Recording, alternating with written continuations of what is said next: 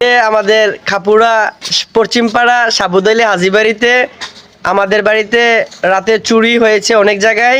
তো আপনাদের সবাইকে এখন শোনাবো কি কি চুরি হয়েছে। বুবু আজকে আমাদের বাড়িতে কার কার ঘরে চুরি হয়েছে? তোরা করতে করে ডেক নিছে আমাদের হারুন জানার ঘর থেকে 4টা ডেক নিছে। এরপরে কবির কাকার ঘর থেকে নিছে 3টা ডেক, আর আম্বিয়াপুরের ঘর থেকে নিছে একটা কলা, আর ওই আমাদের শিশু জানার ঘরে ওই গ্রিল গাইডটা মোটর আর হচ্ছে গ্যাসের সিলিন্ডারের জন্য গ্রিল কাটছিল, সম্ভবত রাতে কেউ টের পাইছে, এই জন্য চোরেরা পালিয়ে গেছে। তো এক সময় আছে, আপনারা সবাই সাবধান হন, দিন দিন চোরের সংখ্যা বেড়েই যাচ্ছে।